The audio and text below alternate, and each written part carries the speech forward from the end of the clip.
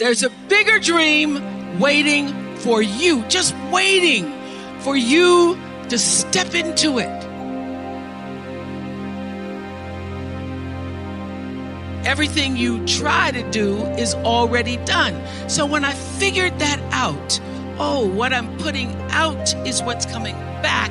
Let me get real clear about what it is I'm putting out. Real clear. So I read a book about 1989 called Seed of the Soul.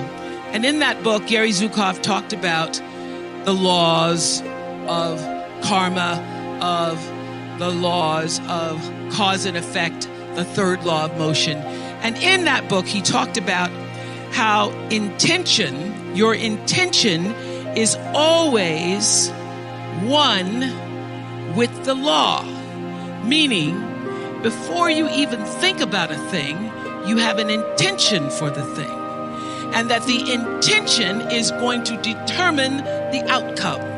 That's why the same people can go to the same church service and somebody walk down the aisle just to be seen to put some money in the church, and somebody else who just goes and just has a little bit to offer. The intention with which you give, the intention with which you serve determines the outcome. So when I figured that out, I went, whoa! I changed everything I did on my show. I called in the producers and I said, from this day forward, I will no longer be speaking to the KKK. I will no longer be speaking to people who are fighting each other in a way that it is damaging to the character of myself and other people who watch. From this day forward, I am only going to do intentional television. So it is my intention to fulfill the dream of the Creator. It is my intention to live to the highest calling and be pressed to the mark of the highest calling that I have come to do. And when you can ask the Creator, ask that which made you you, what is your dream for me? I guarantee you, instead of you trying to define the dream, what is your dream for me? If you're able to lean into the dream that the universe and all the forces of light and love and power and grace by all the names that we call God has for you, nobody can touch you. Every single day, I would have a pre-show meeting and have the producers come in and state to me, what is your intention? How do we want to use whoever is on this show, whatever is happening on this show, to serve the audience in a way that fulfills the mission of uplifting, enlightening, encouraging, as well as entertaining. And if it doesn't do that, then I can't do it. There's a bigger dream waiting for you, just waiting for you to step into it. To step into it. Your life is big. Your life is huge. And we spend so much time wanting to be in somebody else's life. And you don't get honored, you don't get revered, you don't get celebrating wanting what somebody else has, because that which created you, divine intelligence that dreamed you from before your ancestors ever knew they would become your ancestors, that which dreamed the seed of you, wants you to know how special, how wondrous, how mysterious, how complex, how glorious, how phenomenal you are. And you get no credit messing in somebody else's territory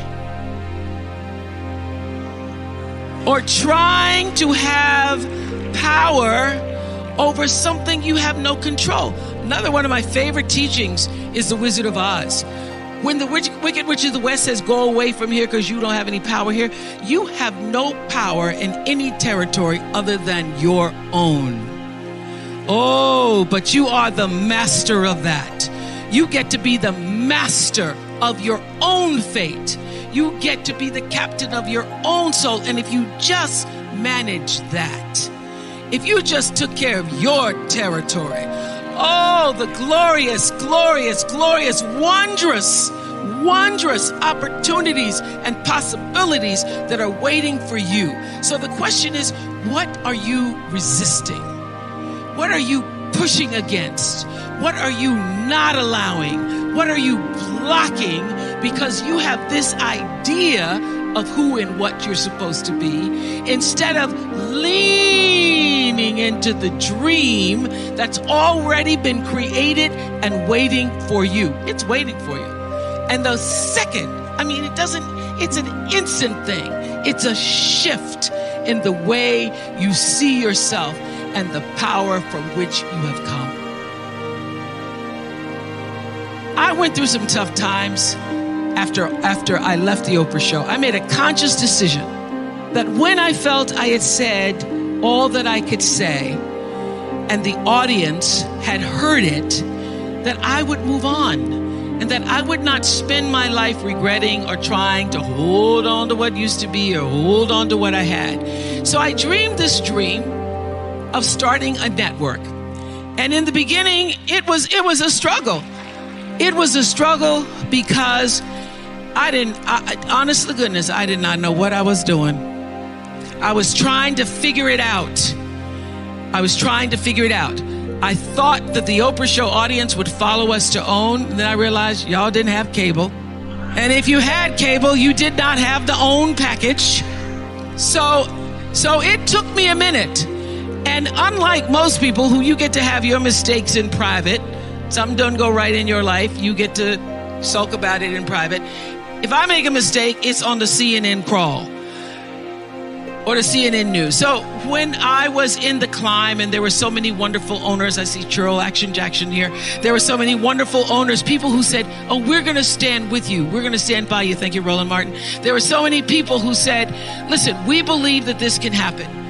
So I dreamed the dream along with Tyler Perry, who was my friend, who came to me and said, Tyler said, I'm going to help you out because Tyler can go home and write a script and direct it, produce it, and shoot it,